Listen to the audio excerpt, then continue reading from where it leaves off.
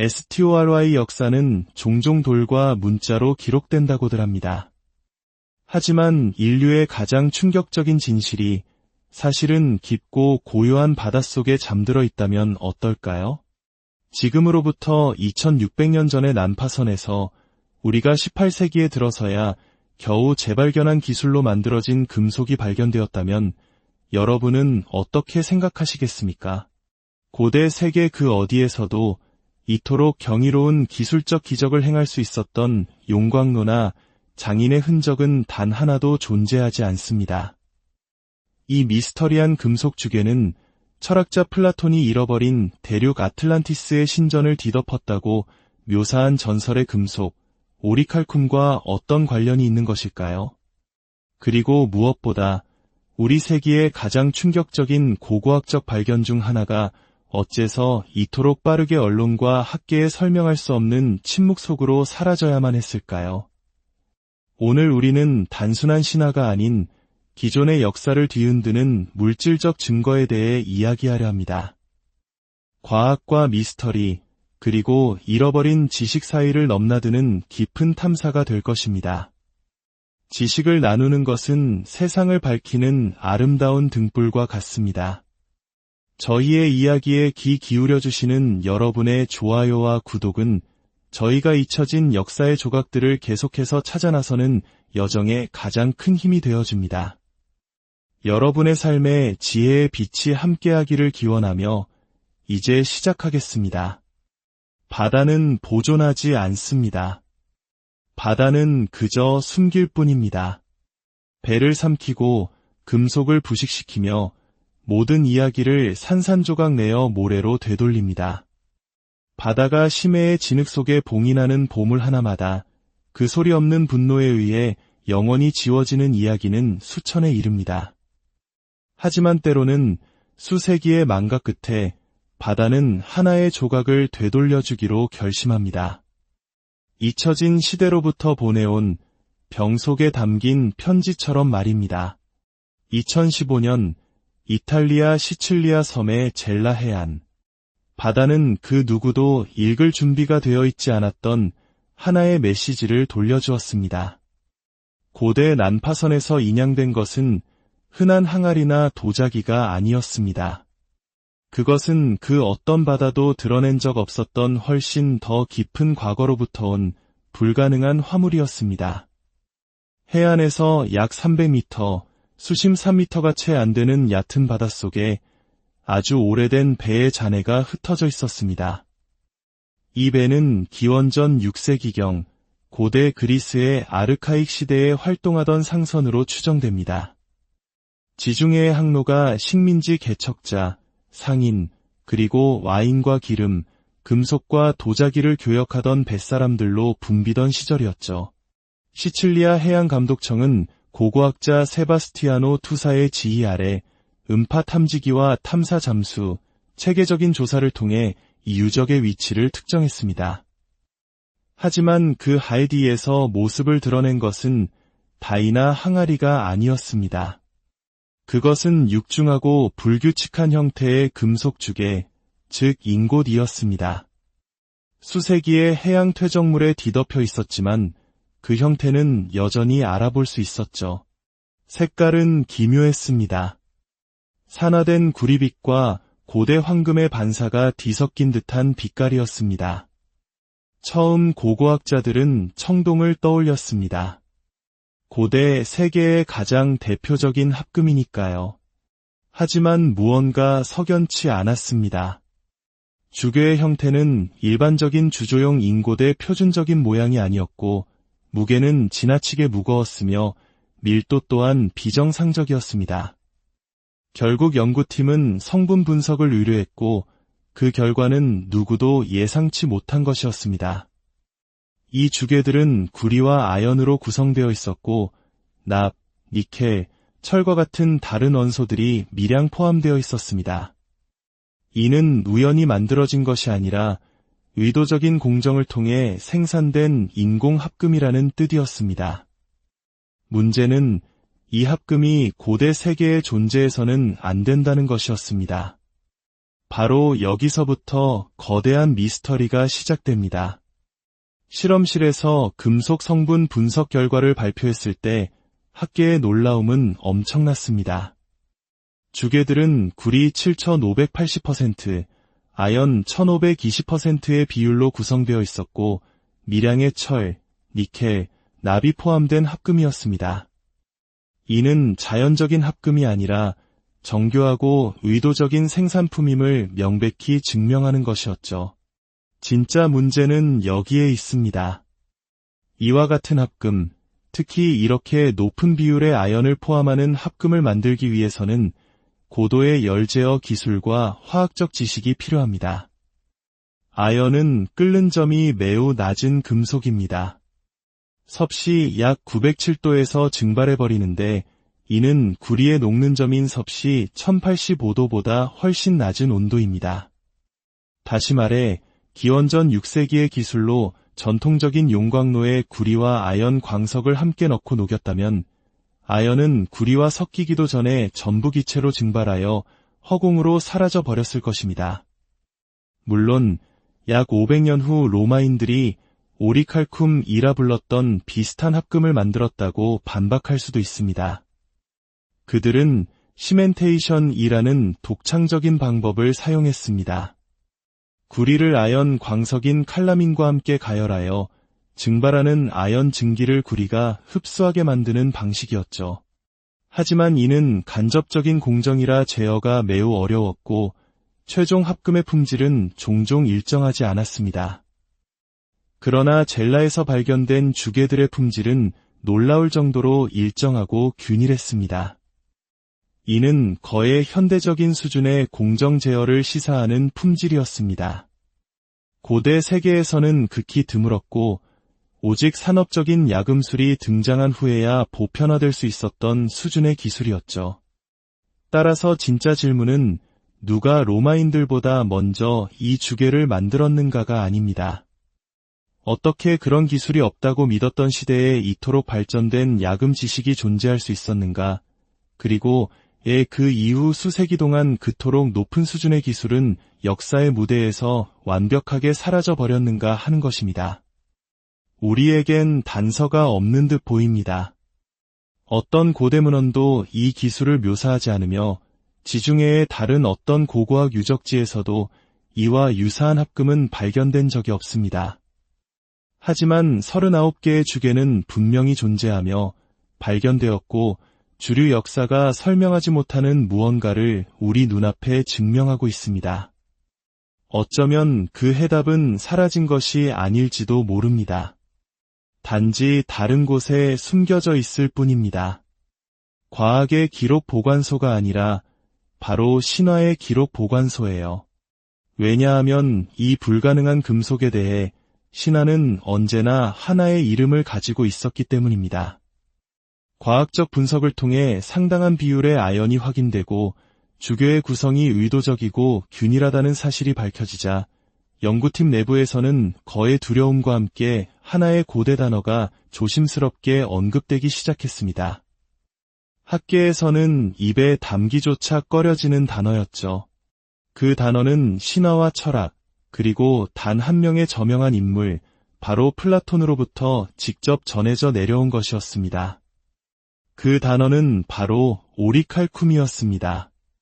고대 그리스어로 오리칼쿰은 문자 그대로 산의 구리 혹은 빛나는 구리를 의미합니다. 이는 마치 천년의 신비를 간직한 고려 청자의 비색이나 신라 석굴암의 정교한 건축술처럼 한때 존재했으나 역사 속에서 그 비법이 사라져버린 전설적인 기술의 산물과도 같습니다. 플라톤은 그의 후기 대화편 중 하나인 크리티아스에서 이 금속을 2번 언급하며 전설적인 아틀란티스의 이야기를 전합니다. 플라톤에 따르면 아틀란티스인들은 희귀하고 귀중한 합금을 소유했습니다. 그것은 불처럼 빛났으며 금을 제외한 다른 어떤 금속보다도 가치가 높았다고 합니다. 그들은 이 금속으로 신전의 벽과 기둥, 심지어 포세이돈의 대성소 바닥까지 코팅했고 동전을 주조하는 데도 사용했습니다. 신전 내부는 전부 금으로 덮여 있었으나 기둥과 벽은 불처럼 빛나는 오리칼쿰으로 뒤덮여 있었다. 하지만 이 오리칼쿰은 과연 무엇이었을까요? 수세기 동안 학자들은 결론에 이르지 못한 채 논쟁을 벌여왔습니다.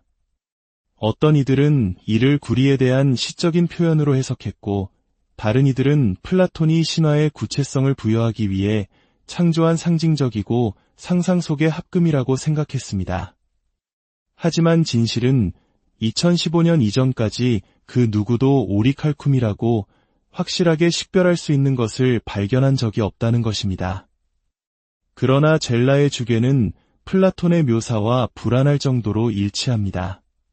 그리고 결정적으로 동양과 서양을 잇는 고대의 해상무역으로 바다에서 발견되었습니다. 이 시점에서 오리칼쿰이라는 단어는 더 이상 신화적인 명칭이 아니라 학계를 당혹스럽게 할 만큼 구체적인 가능성이 되었습니다. 만약 이 주괴들이 정말로 보이는 그대로의 물건이라면 아틀란티스는 단지 신화가 아닐 수도 있기 때문입니다. 소금기에 절어 수면 위로 떠오른 하나의 물질적 데이터가 거대한 진실을 향한 구체적인 단서가 된 것입니다. 돌보다도 더 오래 시간의 시험을 견디는 신화들이 있습니다. 부서지거나 닳지 않고 수천 년을 가로지르는 이야기들. 마치 단순한 이야기를 넘어선 무언가를 담고 있는 것처럼 말입니다. 아틀란티스는 바로 그런 신화 중 하나입니다. 가장 강력하고 가장 우리의 마음을 어지럽히는 신화이죠. 이 이야기는 단지 잃어버린 문명을 떠올리게 하는데 그치지 않습니다. 우리에게 존재해서는 안 될 지식에 대해 말하고 있기 때문입니다. 플라톤은 티마이오스와 크리티아스에서 이야기를 기술하며 그 출처가 이집트의 사제들로부터 이야기를 전해들은 현인 솔론이라고 밝힙니다. 헤라클레스의 기둥, 즉 오늘날의 지브롤터 해협 너머에 있던 한 섬에 대한 이야기입니다. 그곳에는 기금속으로 덮인 신전을 짓고 원형 운하를 파고 발전된 지식 덕분에 광활하고 비옥한 땅을 다스릴 수 있었던 경이로운 강대국이 번성했다고 합니다. 그런데 왜 하필 오리칼쿰이 금 다음으로 기중했을까요? 오늘날 우리가 고품질 황동의 특성으로 알고 있는 그 물리적 속성이 해답을 줍니다. 소금에 대한 탁월한 부식 저항성은 해양 강국이었던 아틀란티스에게 이 금속을 전략적인 물질로 만들었을 것입니다. 이 금속으로 코팅된 선체를 상상해 보십시오. 더 빠르고 더 오래가며 해양 생물로부터 자유로운 배, 혹은 다, 펌프, 목과 같은 핵심 부품들이 수세기 동안 바닷물에 저항할 수 있었다면요. 건축에서의 활용은 말할 것도 없습니다. 신전벽을 보호하는 오리칼쿰판은 불처럼 빛나며 거의 영원했을 것입니다. 이것은 단순한 사치가 아니라 절대적인 기술적 우위였습니다. 바다를 지배하고 영원을 위해 건설하기 위한 완벽한 금속이었던 것이죠. 하지만 갑자기 무언가 잘못됩니다. 아틀란티스는 단 하루와 하룻밤 사이에 파괴되어 바다에 삼켜졌다고 플라톤은 기록합니다. 현대 역사학자들은 오랫동안 이 이야기를 순수한 우화, 즉 플라톤이 당시의 아테네를 비판하고 이상적인 정의로운 도시 모델을 구축하기 위해 만들어낸 정치적 동화로 해석해왔습니다. 교육적인 신화, 그 이상도 이하도 아니라는 것이었죠. 하지만 모두가 동의하는 것은 아닙니다. 고대부터 일부 저자들은 플라톤이 시간에 의해 변형되었지만 구체적인 사건에 기반한 실제 기억을 바탕으로 글을 쓴 것이 아닌지 의문을 제기했습니다. 그리고 최근 수십 년 동안 새로운 고고학적, 고기후학적 발견이 등장하면서 공식적인 역사 이전에 존재했던 선진 문명에 대한 아이디어는 학계 외부에서도 힘을 얻기 시작했습니다. 이제 젤라의 주괴 앞에서 논리는 우리에게 냉혹한 갈림길을 제시합니다. 기원전 6세기에 거의 미래 기술에 가까운 기술을 갖춘 유령 재련소가 존재했다고 받아들이거나 아니면 우리의 관점을 완전히 바꿔야만 합니다. 만약 이 재련소가 존재했다면 우리는 두 가지 극복할 수 없는 수수께끼에 직면합니다. 첫째는 제조의 공백입니다. 발견된 39개의 주괴는 실험용이 아닙니다. 가공될 준비가 된 표준화된 원자재입니다. 그렇다면 완제품은 어디에 있을까요? 이 우월한 금속으로 만들어진 투구, 조각상, 보석들은 다 어디로 갔을까요? 지중해 그 어떤 유적지에서도 이 합금으로 만들어진 동시대의 유물은 단 한 점도 발견되지 않았습니다. 모든 것이 사라졌다는 것이 과연 가능할까요? 두 번째는 기술적 역설입니다. 5세기 후 로마인들이 시멘테이션 공법으로 오리칼쿰을 생산하기 시작했을 때 그 결과물은 종종 덜 균일하고 성분이 가변적이었습니다.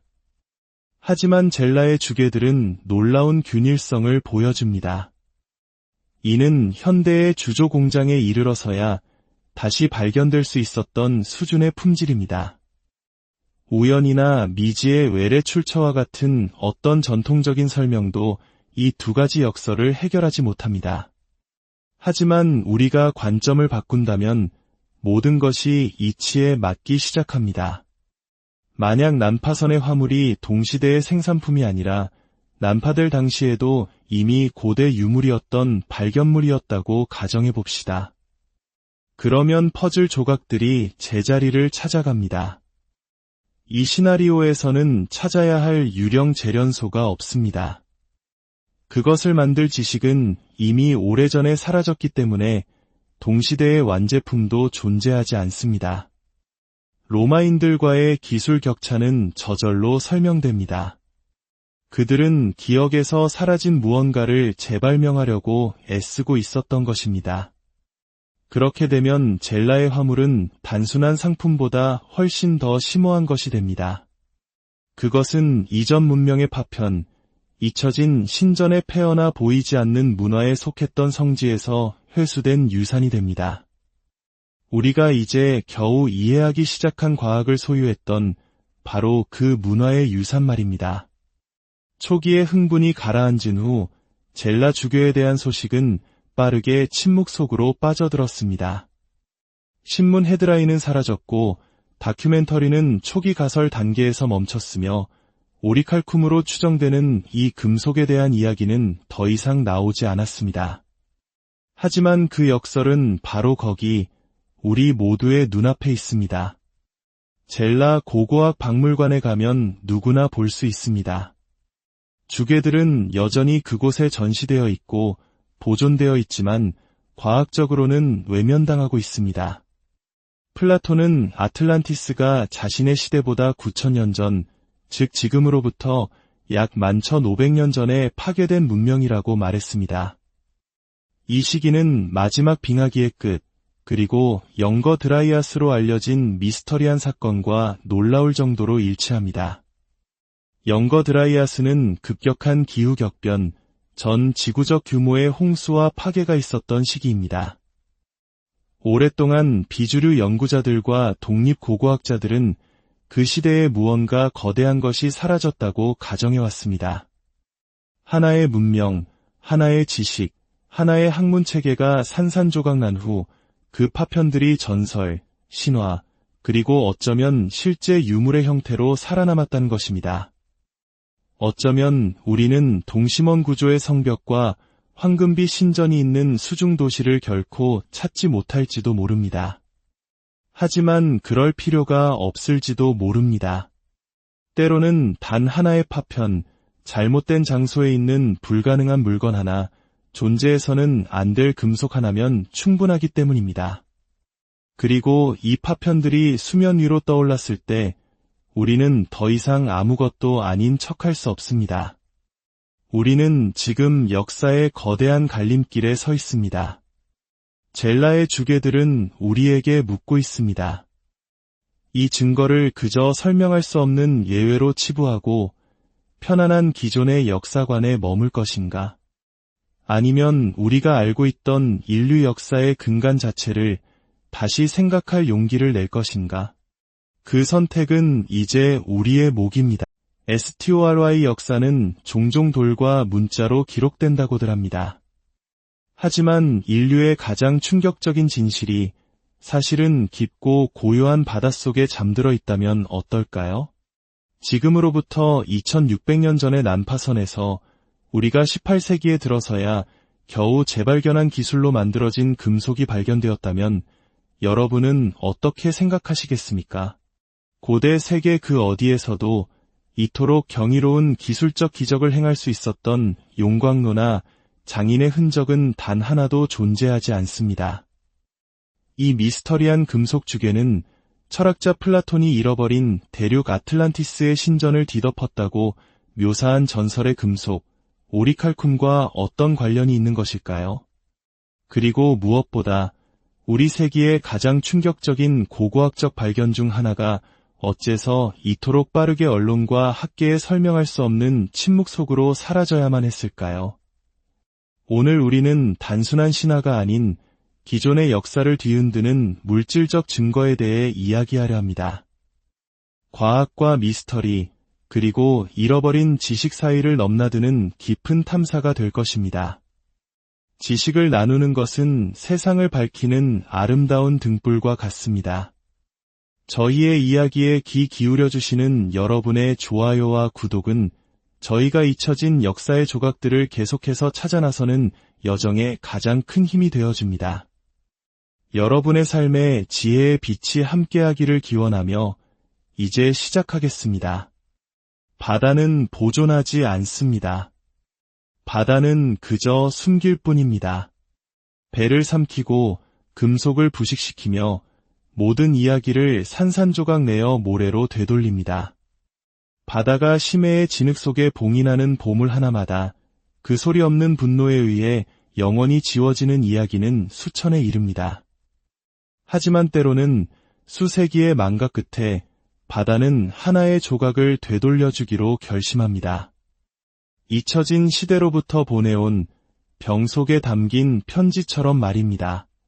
2015년 이탈리아 시칠리아 섬의 젤라 해안. 바다는 그 누구도 읽을 준비가 되어 있지 않았던 하나의 메시지를 돌려주었습니다. 고대 난파선에서 인양된 것은 흔한 항아리나 도자기가 아니었습니다.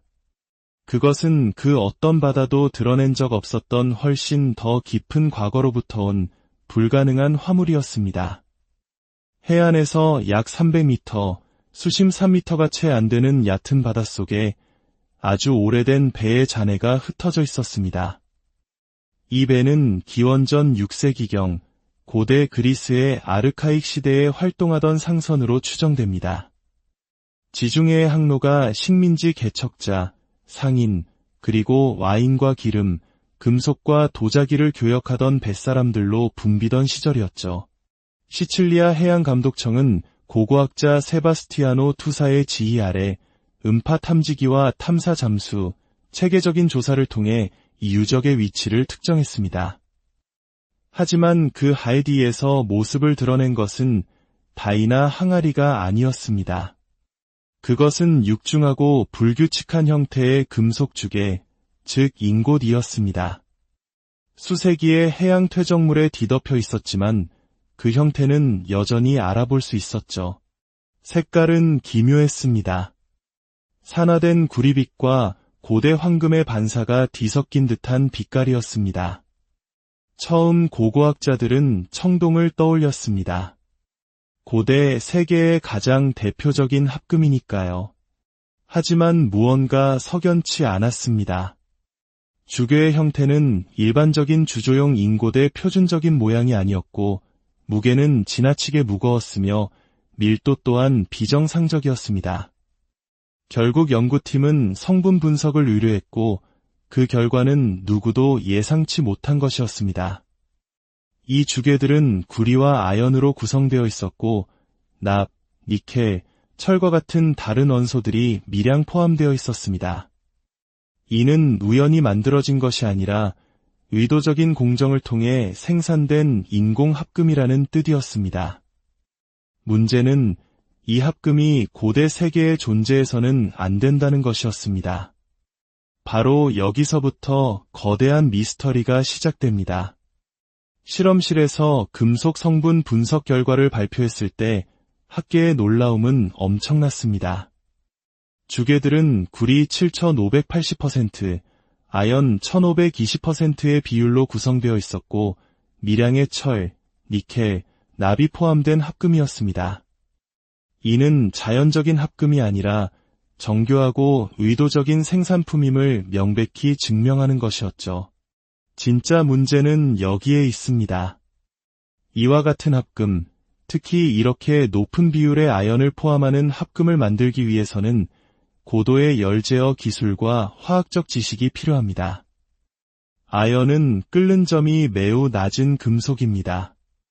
섭씨 약 907도에서 증발해버리는데 이는 구리의 녹는 점인 섭씨 1085도보다 훨씬 낮은 온도입니다. 다시 말해 기원전 6세기의 기술로 전통적인 용광로에 구리와 아연 광석을 함께 넣고 녹였다면 아연은 구리와 섞이기도 전에 전부 기체로 증발하여 허공으로 사라져 버렸을 것입니다. 물론 약 500년 후 로마인들이 오리칼쿰이라 불렀던 비슷한 합금을 만들었다고 반박할 수도 있습니다. 그들은 시멘테이션이라는 독창적인 방법을 사용했습니다. 구리를 아연 광석인 칼라민과 함께 가열하여 증발하는 아연 증기를 구리가 흡수하게 만드는 방식이었죠.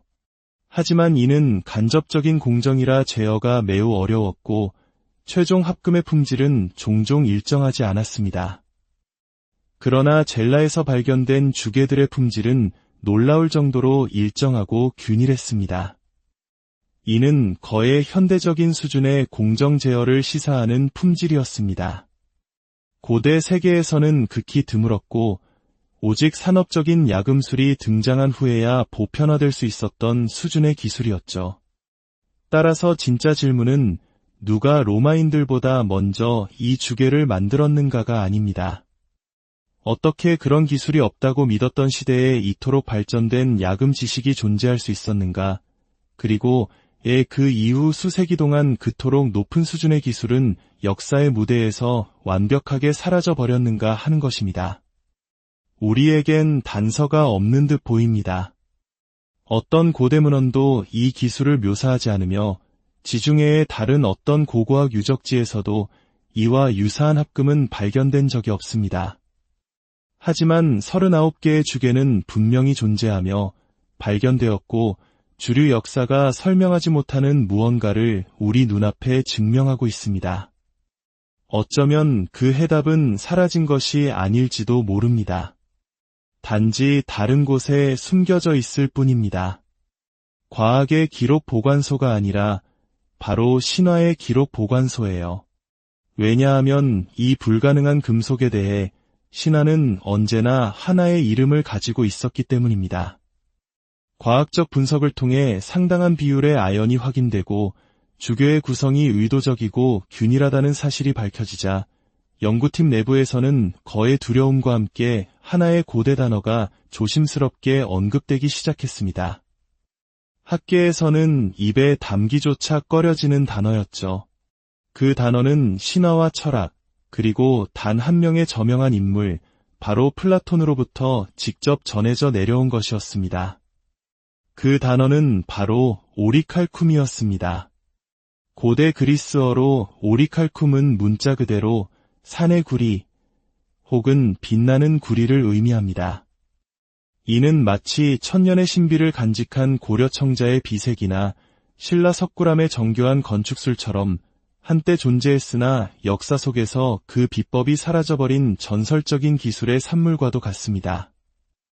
플라톤은 그의 후기 대화편 중 하나인 크리티아스에서 이 금속을 2번 언급하며 전설적인 아틀란티스의 이야기를 전합니다.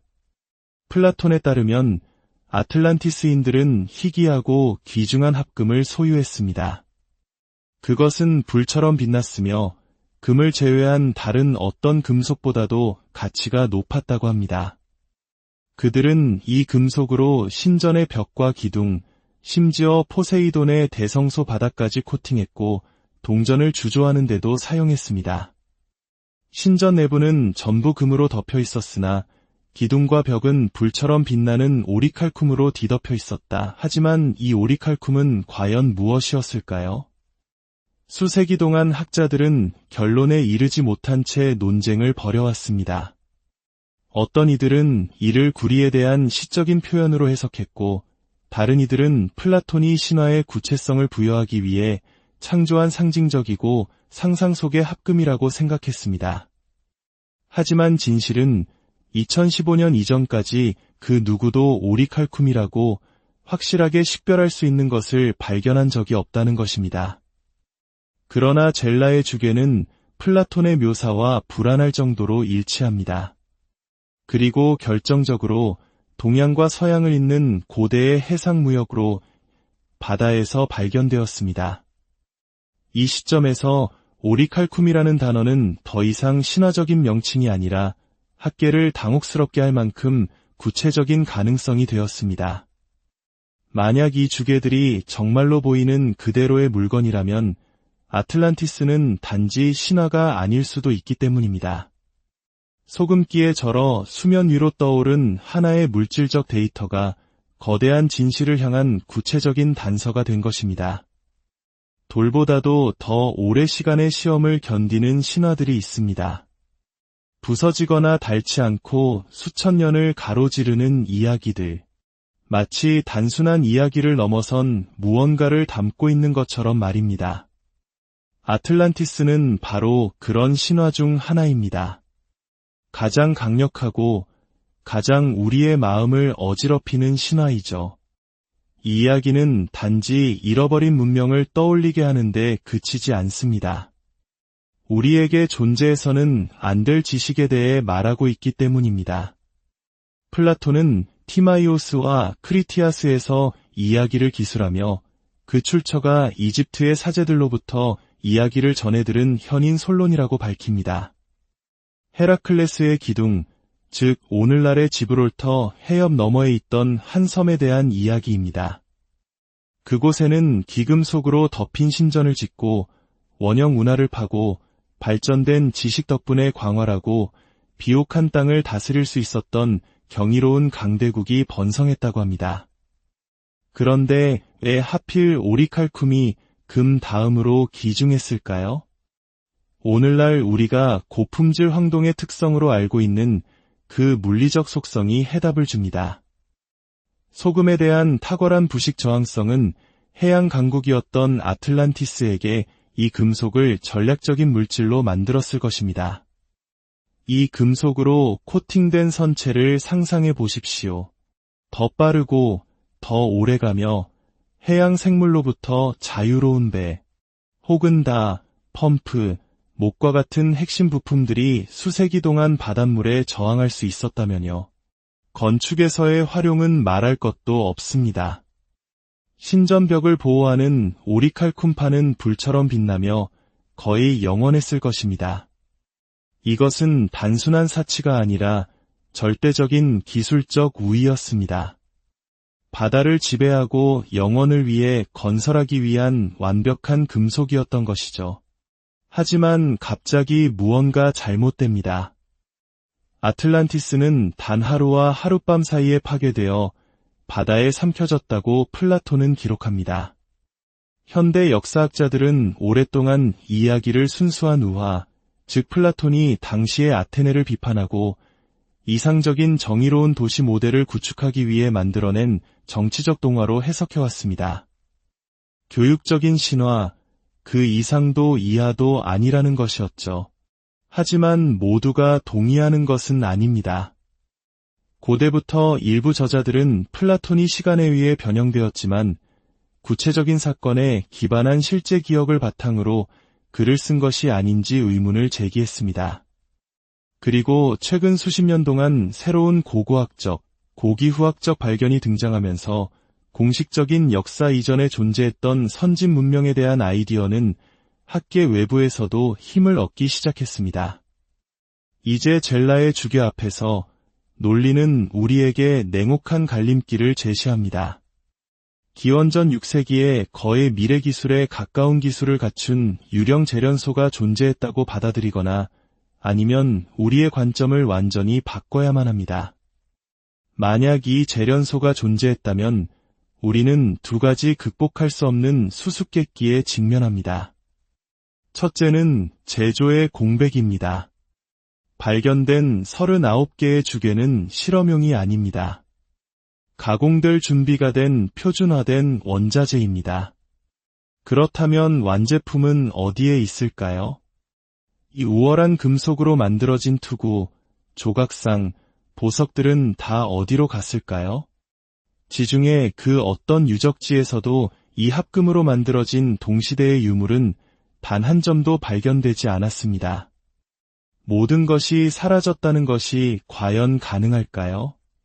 두 번째는 기술적 역설입니다.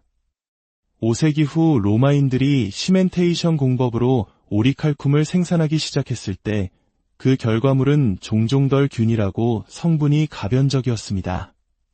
하지만 젤라의 주괴들은 놀라운 균일성을 보여줍니다. 이는 현대의 주조 공장에 이르러서야 다시 발견될 수 있었던 수준의 품질입니다.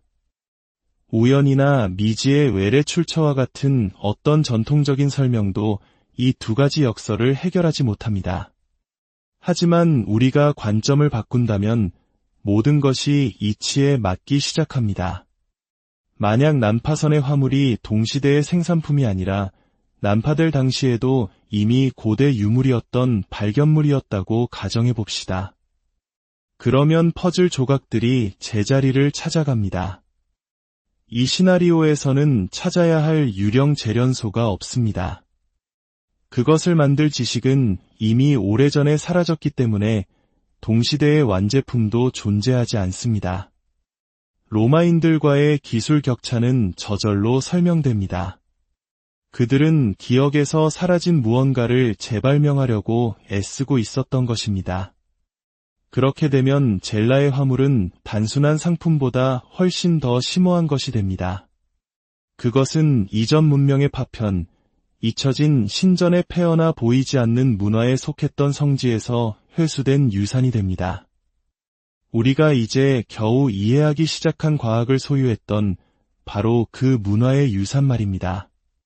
초기의 흥분이 가라앉은 후 젤라 주교에 대한 소식은 빠르게 침묵 속으로 빠져들었습니다. 신문 헤드라인은 사라졌고 다큐멘터리는 초기 가설 단계에서 멈췄으며 오리칼쿰으로 추정되는 이 금속에 대한 이야기는 더 이상 나오지 않았습니다. 하지만 그 역설은 바로 거기 우리 모두의 눈앞에 있습니다. 젤라 고고학 박물관에 가면 누구나 볼 수 있습니다. 주괴들은 여전히 그곳에 전시되어 있고 보존되어 있지만 과학적으로는 외면당하고 있습니다. 플라톤은 아틀란티스가 자신의 시대보다 9,000년 전, 즉 지금으로부터 약 11,500년 전에 파괴된 문명이라고 말했습니다.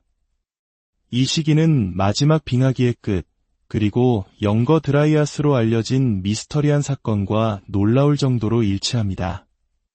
영거 드라이아스는 급격한 기후격변, 전 지구적 규모의 홍수와 파괴가 있었던 시기입니다. 오랫동안 비주류 연구자들과 독립고고학자들은 그 시대에 무언가 거대한 것이 사라졌다고 가정해왔습니다. 하나의 문명, 하나의 지식, 하나의 학문체계가 산산조각 난 후 그 파편들이 전설, 신화, 그리고 어쩌면 실제 유물의 형태로 살아남았다는 것입니다. 어쩌면 우리는 동심원 구조의 성벽과 황금비 신전이 있는 수중도시를 결코 찾지 못할지도 모릅니다. 하지만 그럴 필요가 없을지도 모릅니다. 때로는 단 하나의 파편, 잘못된 장소에 있는 불가능한 물건 하나, 존재해서는 안 될 금속 하나면 충분하기 때문입니다. 그리고 이 파편들이 수면 위로 떠올랐을 때 우리는 더 이상 아무것도 아닌 척할 수 없습니다. 우리는 지금 역사의 거대한 갈림길에 서 있습니다. 젤라의 주괴들은 우리에게 묻고 있습니다. 이 증거를 그저 설명할 수 없는 예외로 치부하고 편안한 기존의 역사관에 머물 것인가? 아니면 우리가 알고 있던 인류 역사의 근간 자체를 다시 생각할 용기를 낼 것인가? 그 선택은 이제 우리의 몫입니다. STORY 역사는 종종 돌과 문자로 기록된다고들 합니다. 하지만 인류의 가장 충격적인 진실이 사실은 깊고 고요한 바닷속에 잠들어 있다면 어떨까요? 지금으로부터 2600년 전의 난파선에서 우리가 18세기에 들어서야 겨우 재발견한 기술로 만들어진 금속이 발견되었다면 여러분은 어떻게 생각하시겠습니까? 고대 세계 그 어디에서도 이토록 경이로운 기술적 기적을 행할 수 있었던 용광로나 장인의 흔적은 단 하나도 존재하지 않습니다. 이 미스터리한 금속 주괴는 철학자 플라톤이 잃어버린 대륙 아틀란티스의 신전을 뒤덮었다고 묘사한 전설의 금속, 오리칼쿰과 어떤 관련이 있는 것일까요? 그리고 무엇보다 우리 세기의 가장 충격적인 고고학적 발견 중 하나가 어째서 이토록 빠르게 언론과 학계에 설명할 수 없는 침묵 속으로 사라져야만 했을까요? 오늘 우리는 단순한 신화가 아닌 기존의 역사를 뒤흔드는 물질적 증거에 대해 이야기하려 합니다. 과학과 미스터리, 그리고 잃어버린 지식 사이를 넘나드는 깊은 탐사가 될 것입니다. 지식을 나누는 것은 세상을 밝히는 아름다운 등불과 같습니다. 저희의 이야기에 귀 기울여주시는 여러분의 좋아요와 구독은 저희가 잊혀진 역사의 조각들을 계속해서 찾아 나서는 여정에 가장 큰 힘이 되어줍니다. 여러분의 삶에 지혜의 빛이 함께하기를 기원하며 이제 시작하겠습니다. 바다는 보존하지 않습니다. 바다는 그저 숨길 뿐입니다. 배를 삼키고 금속을 부식시키며 모든 이야기를 산산조각 내어 모래로 되돌립니다. 바다가 심해의 진흙 속에 봉인하는 보물 하나마다 그 소리 없는 분노에 의해 영원히 지워지는 이야기는 수천에 이릅니다. 하지만 때로는 수세기의 망가 끝에 바다는 하나의 조각을 되돌려주기로 결심합니다. 잊혀진 시대로부터 보내온 병 속에 담긴 편지처럼 말입니다. 2015년 이탈리아 시칠리아 섬의 젤라 해안. 바다는 그 누구도 읽을 준비가 되어 있지 않았던 하나의 메시지를 돌려주었습니다. 고대 난파선에서 인양된 것은 흔한 항아리나 도자기가 아니었습니다. 그것은 그 어떤 바다도 드러낸 적 없었던 훨씬 더 깊은 과거로부터 온 불가능한 화물이었습니다. 해안에서 약 300m, 수심 3m가 채 안 되는 얕은 바닷속에 아주 오래된 배의 잔해가 흩어져 있었습니다. 이 배는 기원전 6세기경 고대 그리스의 아르카익 시대에 활동하던 상선으로 추정됩니다. 지중해의 항로가 식민지 개척자, 상인, 그리고 와인과 기름, 금속과 도자기를 교역하던 뱃사람들로 붐비던 시절이었죠. 시칠리아 해양감독청은 고고학자 세바스티아노 투사의 지휘 아래 음파 탐지기와 탐사 잠수, 체계적인 조사를 통해 이 유적의 위치를 특정했습니다. 하지만 그 하이디에서 모습을 드러낸 것은 다이나 항아리가 아니었습니다. 그것은 육중하고 불규칙한 형태의 금속 주개, 즉 인곶이었습니다. 수세기의 해양 퇴적물에 뒤덮여 있었지만 그 형태는 여전히 알아볼 수 있었죠. 색깔은 기묘했습니다. 산화된 구리빛과 고대 황금의 반사가 뒤섞인 듯한 빛깔이었습니다. 처음 고고학자들은 청동을 떠올렸습니다. 고대 세계의 가장 대표적인 합금이니까요. 하지만 무언가 석연치 않았습니다. 주괴의 형태는 일반적인 주조용 인곶의 표준적인 모양이 아니었고 무게는 지나치게 무거웠으며 밀도 또한 비정상적이었습니다. 결국 연구팀은 성분 분석을 의뢰했고 그 결과는 누구도 예상치 못한 것이었습니다. 이 주괴들은 구리와 아연으로 구성되어 있었고 납, 니켈, 철과 같은 다른 원소들이 미량 포함되어 있었습니다. 이는 우연히 만들어진 것이 아니라 의도적인 공정을 통해 생산된 인공합금이라는 뜻이었습니다. 문제는 이 합금이 고대 세계의 존재에서는 안 된다는 것이었습니다. 바로 여기서부터 거대한 미스터리가 시작됩니다. 실험실에서 금속 성분 분석 결과를 발표했을 때 학계의 놀라움은 엄청났습니다. 주괴들은 구리 7,580%, 아연 1,520%의 비율로 구성되어 있었고 미량의 철, 니켈, 납이 포함된 합금이었습니다. 이는 자연적인 합금이 아니라 정교하고 의도적인 생산품임을 명백히 증명하는 것이었죠. 진짜 문제는 여기에 있습니다. 이와 같은 합금, 특히 이렇게 높은 비율의 아연을 포함하는 합금을 만들기 위해서는 고도의 열제어 기술과 화학적 지식이 필요합니다. 아연은 끓는 점이 매우 낮은 금속입니다. 섭씨 약 907도에서 증발해버리는데 이는 구리의 녹는 점인 섭씨 1085도보다 훨씬 낮은 온도입니다. 다시 말해 기원전 6세기의 기술로 전통적인 용광로에 구리와 아연 광석을 함께 넣고 녹였다면 아연은 구리와 섞이기도 전에 전부 기체로 증발하여 허공으로 사라져 버렸을 것입니다.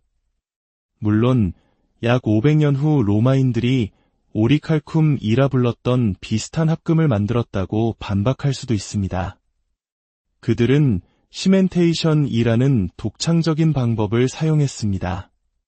구리를 아연 광석인 칼라민과 함께 가열하여 증발하는 아연 증기를 구리가 흡수하게 만드는 방식이었죠. 하지만 이는 간접적인 공정이라 제어가 매우 어려웠고 최종 합금의 품질은 종종 일정하지 않았습니다.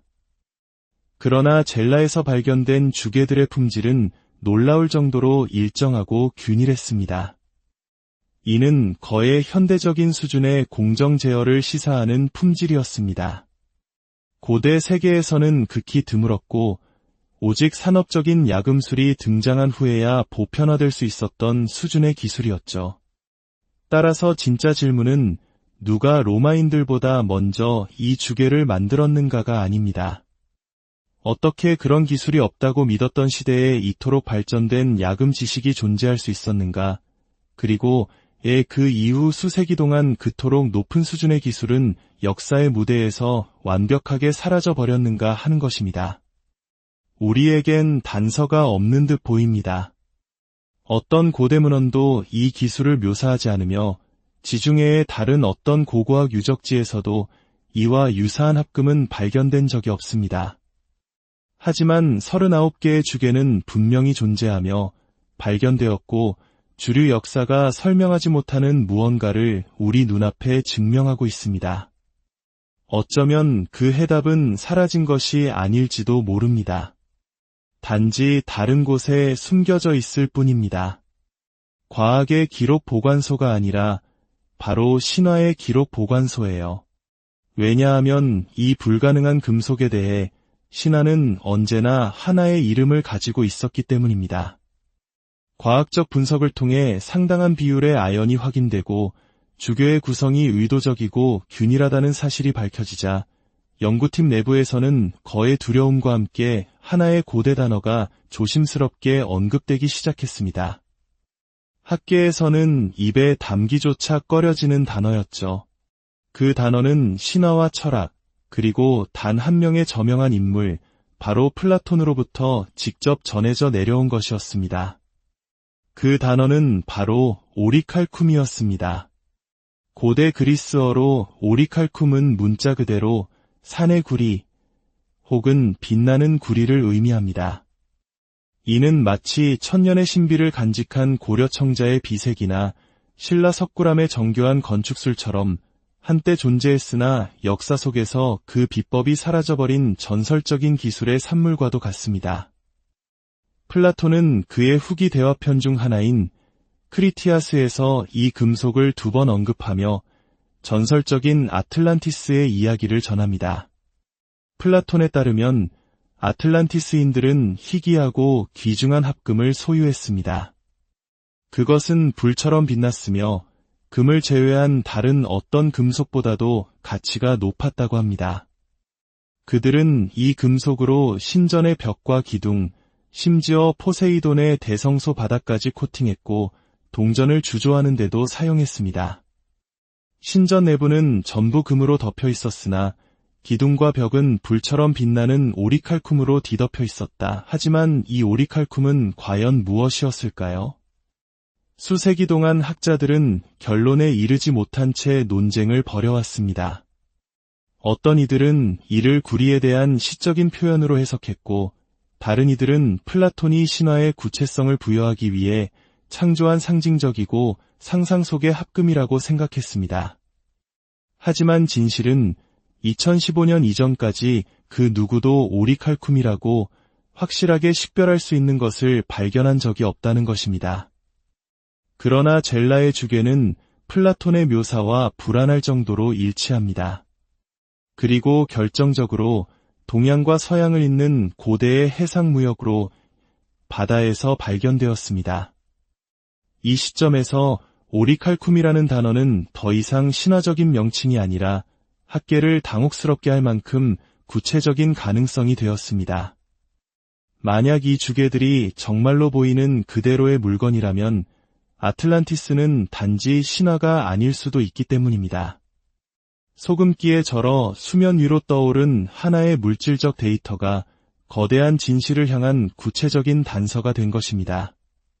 돌보다도 더 오래 시간의 시험을 견디는 신화들이 있습니다. 부서지거나 닳지 않고 수천 년을 가로지르는 이야기들. 마치 단순한 이야기를 넘어선 무언가를 담고 있는 것처럼 말입니다. 아틀란티스는 바로 그런 신화 중 하나입니다. 가장 강력하고 가장 우리의 마음을 어지럽히는 신화이죠. 이 이야기는 단지 잃어버린 문명을 떠올리게 하는데 그치지 않습니다. 우리에게 존재해서는 안 될 지식에 대해 말하고 있기 때문입니다. 플라톤은 티마이오스와 크리티아스에서 이야기를 기술하며 그 출처가 이집트의 사제들로부터 이야기를 전해들은 현인 솔론이라고 밝힙니다. 헤라클레스의 기둥, 즉 오늘날의 지브롤터 해협 너머에 있던 한 섬에 대한 이야기입니다.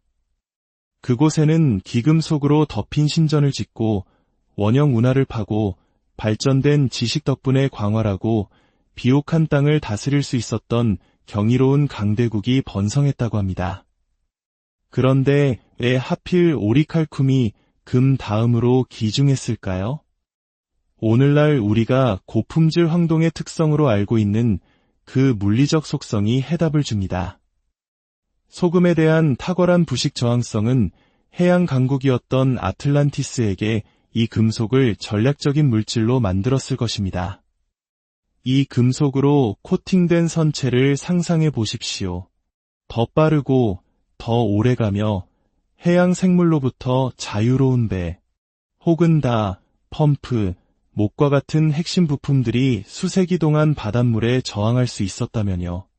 건축에서의 활용은 말할 것도 없습니다. 신전벽을 보호하는 오리칼쿰판은 불처럼 빛나며 거의 영원했을 것입니다. 이것은 단순한 사치가 아니라 절대적인 기술적 우위였습니다.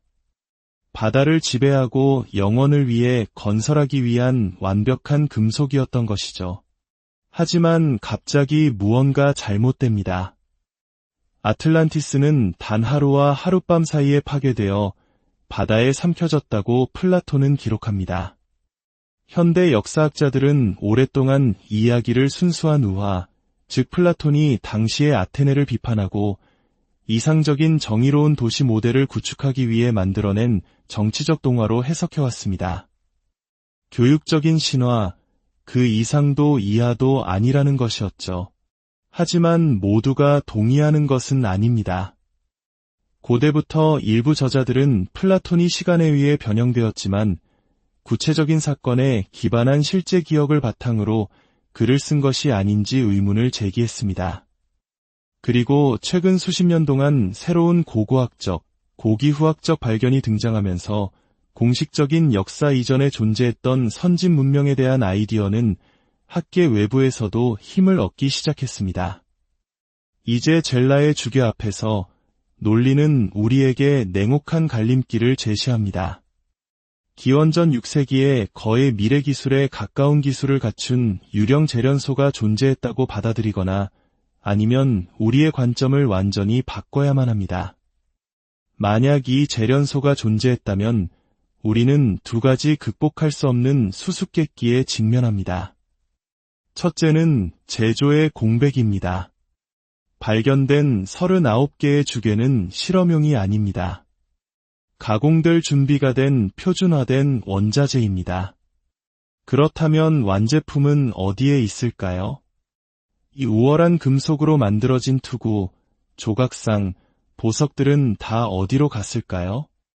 지중해 그 어떤 유적지에서도 이 합금으로 만들어진 동시대의 유물은 단 한 점도 발견되지 않았습니다. 모든 것이 사라졌다는 것이 과연 가능할까요? 두 번째는 기술적 역설입니다. 5세기 후 로마인들이 시멘테이션 공법으로 오리칼쿰을 생산하기 시작했을 때 그 결과물은 종종 덜 균일하고 성분이 가변적이었습니다. 하지만 젤라의 주괴들은 놀라운 균일성을 보여줍니다. 이는 현대의 주조 공장에 이르러서야 다시 발견될 수 있었던 수준의 품질입니다. 우연이나 미지의 외래 출처와 같은 어떤 전통적인 설명도 이 두 가지 역설을 해결하지 못합니다. 하지만 우리가 관점을 바꾼다면 모든 것이 이치에 맞기 시작합니다. 만약 난파선의 화물이 동시대의 생산품이 아니라 난파될 당시에도 이미 고대 유물이었던 발견물이었다고 가정해 봅시다. 그러면 퍼즐 조각들이 제자리를 찾아갑니다. 이 시나리오에서는 찾아야 할 유령 재련소가 없습니다. 그것을 만들 지식은 이미 오래전에 사라졌기 때문에 동시대의 완제품도 존재하지 않습니다.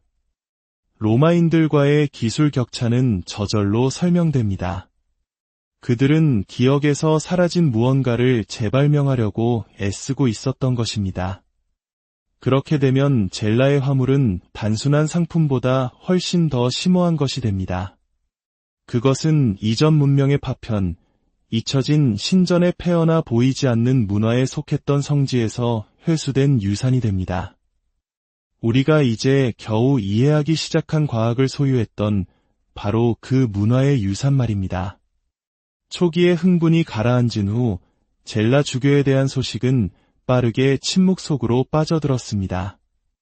신문 헤드라인은 사라졌고 다큐멘터리는 초기 가설 단계에서 멈췄으며 오리칼쿰으로 추정되는 이 금속에 대한 이야기는 더 이상 나오지 않았습니다. 하지만 그 역설은 바로 거기 우리 모두의 눈앞에 있습니다. 젤라 고고학 박물관에 가면 누구나 볼 수 있습니다. 주괴들은 여전히 그곳에 전시되어 있고 보존되어 있지만 과학적으로는 외면당하고 있습니다. 플라톤은 아틀란티스가 자신의 시대보다 9,000년 전, 즉 지금으로부터 약 11,500년 전에 파괴된 문명이라고 말했습니다. 이 시기는 마지막 빙하기의 끝, 그리고 영거 드라이아스로 알려진 미스터리한 사건과 놀라울 정도로 일치합니다. 영거 드라이아스는 급격한 기후격변, 전 지구적 규모의 홍수와 파괴가 있었던 시기입니다. 오랫동안 비주류 연구자들과 독립고고학자들은 그 시대에 무언가 거대한 것이 사라졌다고 가정해왔습니다. 하나의 문명, 하나의 지식, 하나의 학문체계가 산산조각 난 후 그 파편들이 전설, 신화, 그리고 어쩌면 실제 유물의 형태로 살아남았다는 것입니다. 어쩌면 우리는 동심원 구조의 성벽과 황금비 신전이 있는 수중도시를 결코 찾지 못할지도 모릅니다. 하지만 그럴 필요가 없을지도 모릅니다. 때로는 단 하나의 파편, 잘못된 장소에 있는 불가능한 물건 하나, 존재해서는 안 될 금속 하나면 충분하기 때문입니다. 그리고 이 파편들이 수면 위로 떠올랐을 때 우리는 더 이상 아무것도 아닌 척할 수 없습니다. 우리는 지금 역사의 거대한 갈림길에 서 있습니다. 젤라의 주괴들은 우리에게 묻고 있습니다. 이 증거를 그저 설명할 수 없는 예외로 치부하고 편안한 기존의 역사관에 머물 것인가? 아니면 우리가 알고 있던 인류 역사의 근간 자체를 다시 생각할 용기를 낼 것인가? 그 선택은 이제 우리의 몫입니다. STORY 역사는 종종 돌과